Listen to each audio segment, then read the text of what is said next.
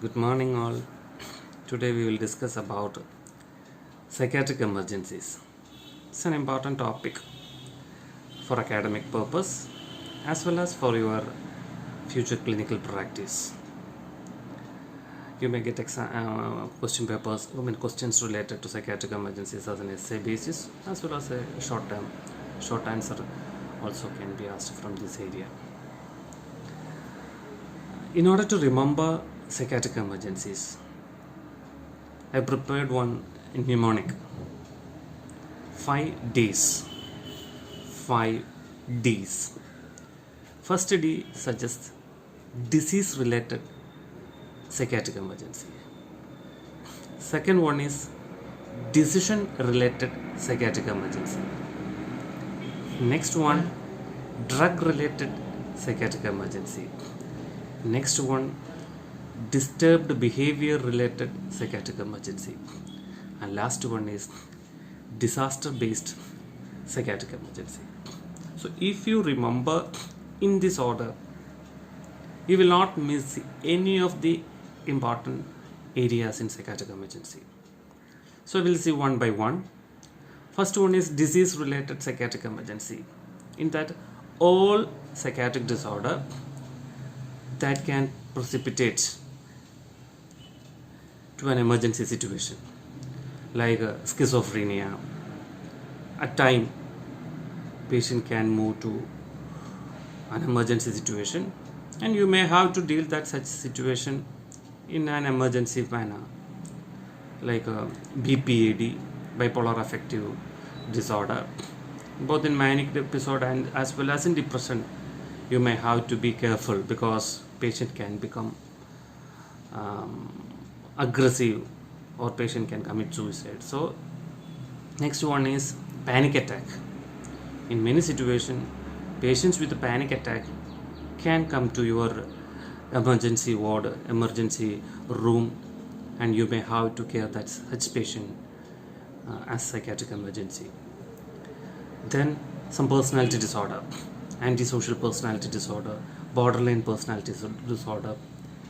So these are some of the psychiatric disease specific or disease related psychiatric emergency. So first D is disease related psychiatric emergency.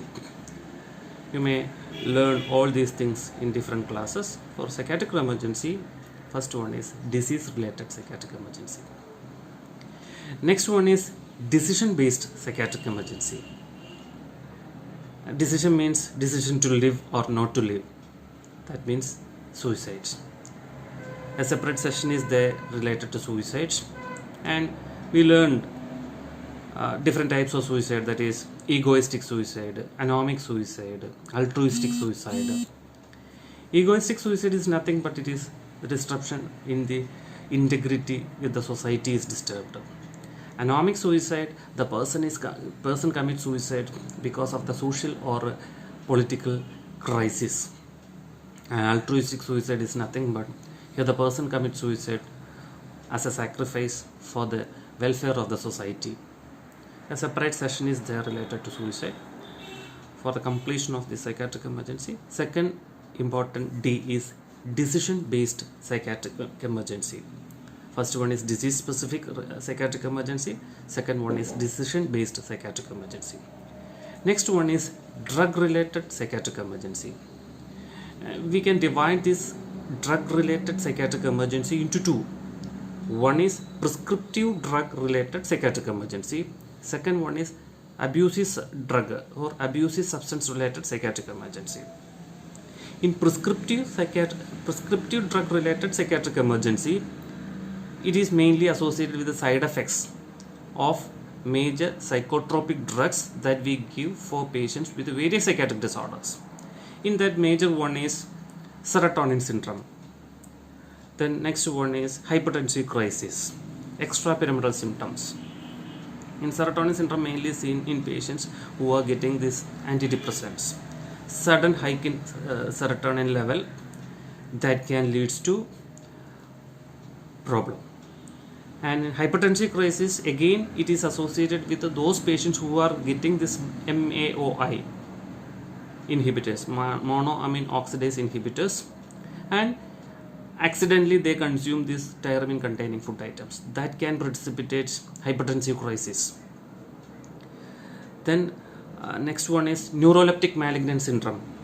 It is an extrapyramidal symptom that is seen in patients who are getting this psychotropic drugs, mainly antipsychotics. Patient may have elevated all those functions. That also we will learn in a different session. For the name of completing this discussion, it is drug induced or drug related psychiatric emergency. This is prescriptive drug related psychiatric emergency. One more is the abusive drugs.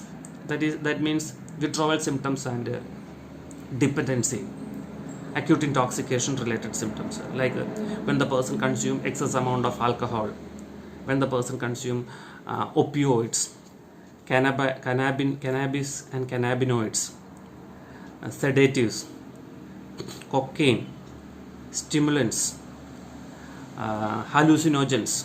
So when these drugs are being consumed, person can have problems as acute intoxication problem as well as withdrawal symptoms. If the person is not getting that one, if the person is addicted to that, person can have withdrawal symptoms. That is a psychiatric emergency. This is related to drug related psychiatric emergency. So first one is disease related psychiatric emergency, second one is disease related decision related psychiatric emergency, suicide all comes in that one. Then drug related psychiatric emergency. In that two things, one is prescriptive drug related psychiatric emergency, second one is abusive substance related psychiatric emergency. Next D is disturbed behavior related psychiatric emergency.